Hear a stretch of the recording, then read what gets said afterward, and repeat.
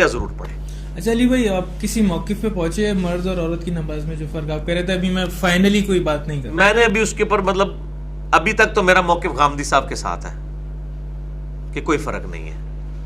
اس کی وجہ یہ ہے کہ بخاری، مسلم، ابو داؤد، ترمذی، نسائی، ابن ماجہ میں عورتوں کے مسائل کے علیحدہ چیپٹرز بنے ہوئے ہیں، لیکن نماز کے مسئلے میں آپ کو کوئی اس طرح کی علیحدہ بائیفرکیشن نظر نہیں آتی۔ جو روایتیں لے کے آتے ہیں سنن کبریٰ البیہقی سے یا مصنف ابن ابی شیبہ سے لے کے آتے ہیں، وہ روایتیں بھی بڑی کمزور ہیں۔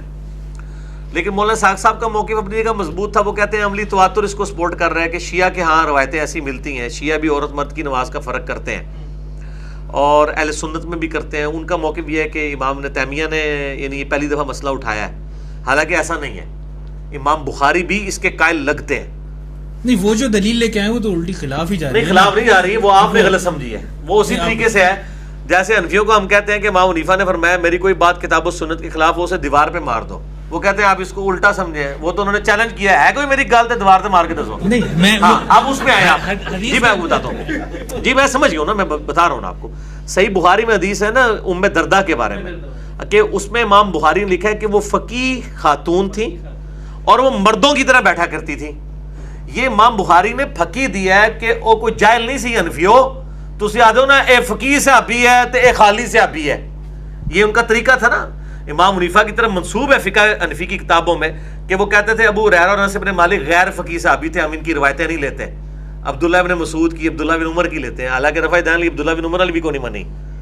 ٹھیک ہے، تو امام بخاری کے الفاظ کی انٹیسٹی بتا رہی ہے کہ ام دردہ ایک فقیہ خاتون تھی اور نماز میں مردوں کی طرح بیٹھتی تھی۔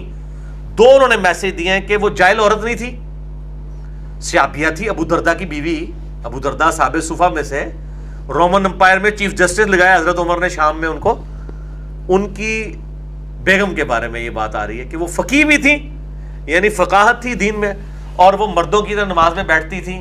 یہ امام بخاری نے بتایا کہ وہ مرد و عورت کی نماز کا فرق نہیں کرتی تھی۔ لیکن اس سے بات یہ بھی سمجھ میں آ رہی ہے نا، اس کا مطلب ہے کہ وہ مردوں کی طرح بیٹھتی تھی تو عورتوں کا بھی کوئی طریقہ تھا۔ جی تو یہ ہوتا ہے نا، یہ مطلب تو ہے نا، یہ بھی نہیں کرنا۔ جی کیوں کہ وہ مردوں کی طرح بیٹھتی تھی نماز کے اندر، کہ بھئی اس زمانے میں یہ مسئلہ ہوگا۔ ہم کہتے ہیں مسئلہ ہے، ہم کہتے ہیں کیوں نہیں مسئلہ۔ جب جز رفع الیدین میں آتا ہے کہ امام بخاری عبداللہ بن عمر کے بارے میں نقل کرتے ہیں کہ وہ کنکریاں مارتے تھے اس بندے کو جو رفع الیدین نہیں کرتا تھا، تو ظاہر ہے اس سے نکلتا ہے کہ اس زمانے میں لوگ رفع الیدین نہیں کرتے تھے، سستی کی وجہ سے چھوڑ دیتے تھے۔ عبداللہ بن عمر ان کو یاد دہانی کرواتے تھے، ٹھیک ہے، متبع سنت ہے، وہ یاد دہانی کراتے تھے۔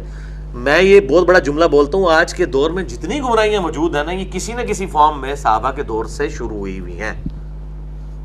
یہ رجم کی سزا کا انکار صرف غامدی صاحب نے نہیں کیا، خوارج بھی رجم کی سزا کو نہیں مانتے تھے، ٹھیک ہے، اور خوارج کم از کم تابعین تو تھے نا یار، باقی ان کی تعویل کی غلطی اپنی جگہ، لیکن وہ زمانے کے تھے نا، تو غلطیاں تو ہر زمانے سے، معتزلہ کئی معاملات میں ان کا اختلاف رہا ہے۔